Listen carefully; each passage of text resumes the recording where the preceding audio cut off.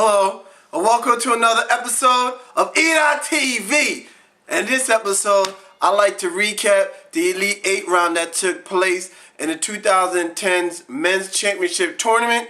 And first off, let's talk about the Tennessee Volunteers going up against the Michigan State Spartans. I thought it was a very good game, a very competitive game, but hey, good coaching always prevails in these games, and Mr. Izzo on Michigan State proved once again why he's becoming, if not already there, one of the best coaches in the NCAA. I mean, Tennessee came in, they probably had overall a better team, and the Michigan State Spartans, they lost their leading point scorer in Kalen Lucas, as well as he provided them with senior leadership, the most assists per game, and he was the heart and soul of the team. Now, when you lose all that in one play, it's hard to believe that, hey, you could come back and do well throughout the rest of the tournament, but that's what they did. And they didn't play good throughout this entire game, but in the second half, when the game was on the line and you need to lean on the shoulders of your veterans, especially your seniors, Raymar Morgan came through with some clutch free throws to send Michigan State to the Final Four once again, where they'll be playing the Bulldogs of Butler. That's right, I said the Bulldogs of Butler. One half of the Final Four will be 2 5 seeds.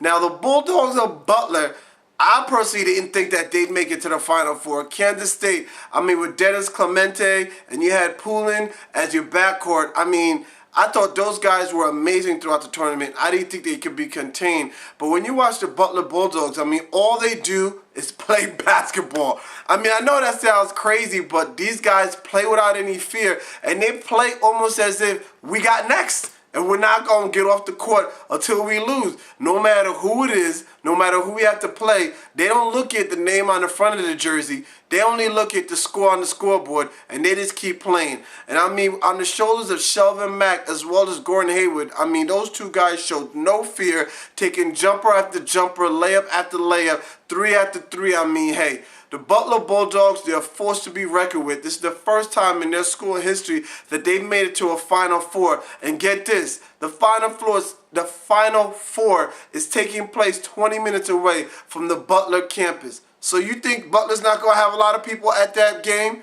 Yeah, that's what I think too. Half that crowd is going to be Butler Bulldog fans. Now, let's move over to the other side of the bracket. You have Baylor playing Duke. Now, in this game, we all know what the weaknesses are in Duke and in every Duke team and what you need to beat Duke. You need to have good three-point shooting, an athletic defense, and shot blocking. They had an athletic defense. They had okay three-point shooting. And hey, the athletes were there, but they just couldn't get the job done. And Duke moves on to the Final Four. I mean, Duke, they are coached well. They played a Baylor team that plays a 2-3 zone. And what's the weakness of a 2-3 zone, folks? Three-point shooting. What does Duke do well, folks? Three-point shooting.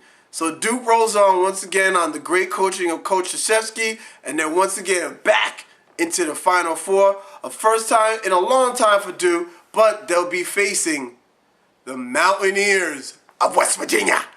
Who would have thought that me and myself, I didn't think this would happen. I thought the Kentucky Wildcats, after demolishing Cornell, would have definitely ran roughshod throughout the rest of the tournament. But the West Virginia Mountaineers, I tip my hat out to you, baby. I did not think that they would be able to come in there and stop John Wall, DeMarcus Cousins, Eric Bledsoe, Ruben Patterson. I mean, I know that the starting five, well, 4 out of the 5 starters at West Virginia are off the New York tri-state area. Deshaun Butler, coming from Newark, New Jersey, he really did his thing. And Bob Huggins, that 1-3 defense, the 1-3-1 defense that Bob Huggins, the head coach of West Virginia, that he loves to run, really confused the heck out of Kentucky. And see, this is the good thing about having a whole bunch of freshmen. When they're really talented, they don't know, how should I say, when they say ignorance is bliss, they don't know how serious the tournament is. So they just play it like, hey, we know we're going to win because we're just good. But then when things don't go good and it doesn't go their way, this is the bad part about having a bunch of freshmen as your star players. They get frustrated, they start getting lackadaisical, and they lose their intensity on defense. That's exactly what happened to Kentucky, and unfortunately, that's what led to their downfall. Now, John Wall and DeMarcus Cousins will probably not return to Kentucky and will be lottery picks in the draft. But John Calipari will find himself a couple stud players to come in. And don't worry, Kentucky will be back, and John Calipari will be back into the Sweet 16, back into the Final 8, and next year probably into the Final 4.